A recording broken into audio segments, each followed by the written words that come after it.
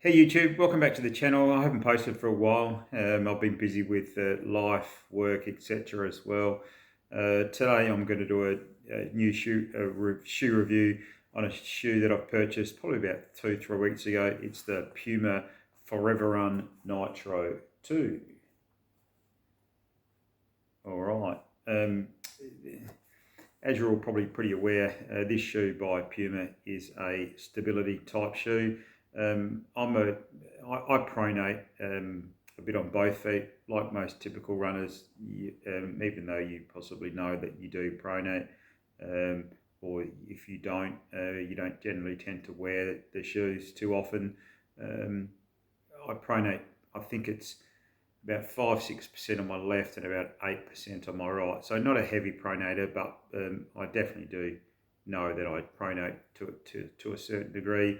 So I thought to myself, after many years running, I should get myself a stability type shoe just to sort of see, as an entry, just to sort of see what I think of them. So I didn't really want to spend a great deal of money. Generally, historically, I believe that most stability type shoes were pretty boring, hence why I probably never went down that path, and I would never really saw too many good reviews on stability type shoes, so I probably tended to keep away from it. Um, I'm not sure. I suffer a little bit from calf injuries from time to time and hamstrings. I'm not sure if it's through the pronation or not, but I wanted to get a stability type shoe, as I said, just to sort of see if it may help me or it didn't help me. Before I go too deep in this shoe, I just want to go through a few key stats with it. As I said, it's a stability type shoe. It's got the run guide system, and it's designed for over pronation like myself. The outsole is the Puma grip. It's really solid right throughout, as you can sort of see there on the outsole as well. Is that's the guidance system, which doesn't really come into play too much. You definitely don't feel it on the outside whatsoever. Yeah, with the upper, it's an engineered type mesh. Bizarrely, I have the Mag Max as well, and I have a US 11.5, and on this shoe here I've gone down a full size, which I found strange lengthwise. So I'm in a US 10.5. To be honest, I now grew the decision I probably should have got 11. The toe box is pretty narrow. It fits me really well on the length, but the toe box is a bit narrow, so it's a little bit snug for me. I'm okay with that. I can get away with it with thin socks, so it's not too bad. It's breathable. It's nice and breathable, so it's not too bad at all. They have the Puma Nitro foam on here, and you can feel that it's pretty similar to the Mag Max. Maybe not quite as bouncy, but it's a typical Puma. The Nitro foam, very responsive. Definitely very similar to the others, and that was probably my main concern getting a stability type shoe, is what sort of foams are going to be involved. Are they going to be boring? Because I certainly didn't want to have a boring shoe in my rotation. I believe it only comes in a regular width. It doesn't come in a wide toe box. I have a pretty wide type foot, so if you have got a wide foot, stay clear of it.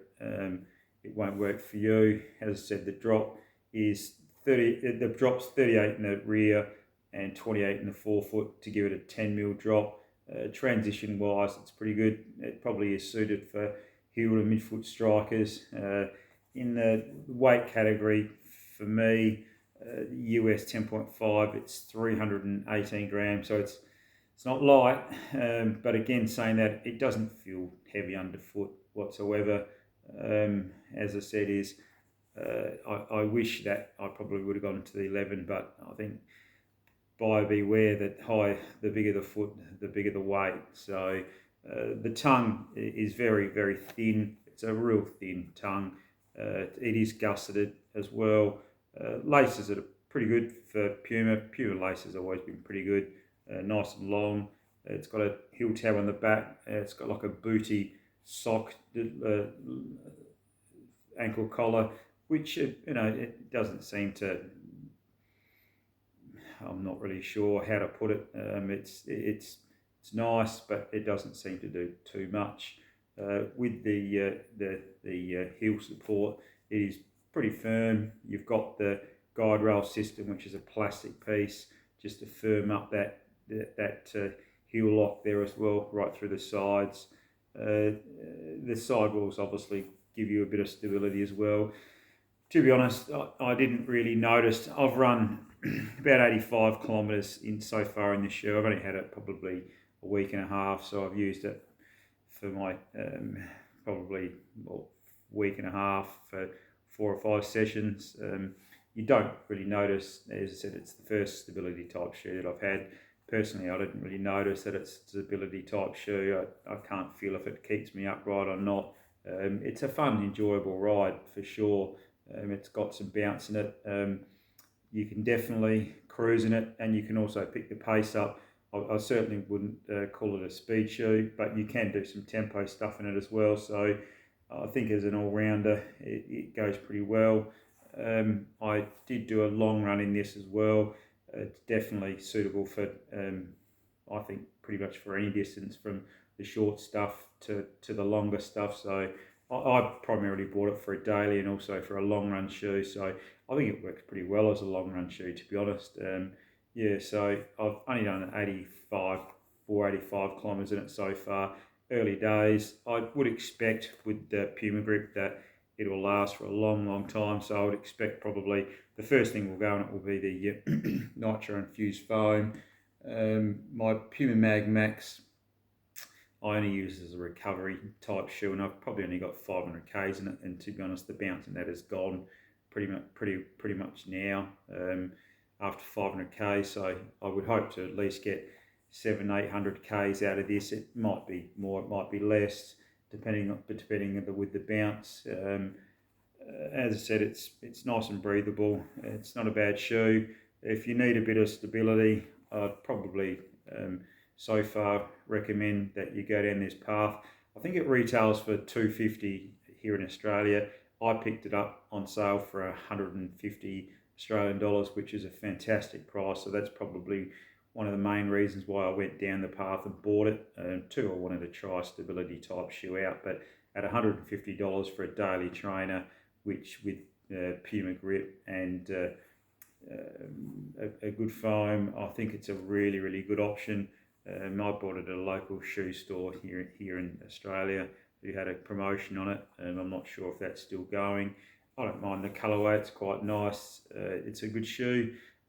Yes, so far I'll do another review, maybe after 300 or 400, just to sort of see how it stacks up. But so far, after 100 kilometres, I'm pretty impressed with it. I do like it. As I said, it picks up the pace. What would I recommend it for?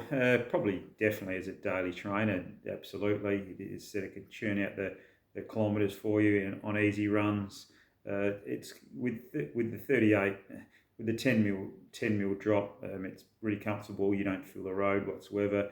It's got some nice return on it, and it holds up pretty well. So I'm pretty, so far. I'm definitely impressed with the shoe. I think Puma's on a really good winner here, especially when you're here with this type of shoe. Stability shoe range has always traditionally been pretty boring. I think Puma have done incredibly well, and I'd certainly recommend it to anyone who wants to go down the path of a stability shoe and needs it. I think there's a lot of runners out there who ignore the fact that they do need a stability type shoe for pronation, and I believe that pronation is probably in a lot of people, and it's probably in more runners than believe it and probably want to believe it. But yeah, look, as first impressions on the shoe, it's a winner for me, and I'd certainly recommend people that have thought about a stability type shoe to go out there and give it a go. So thanks for watching, guys, and see you next time.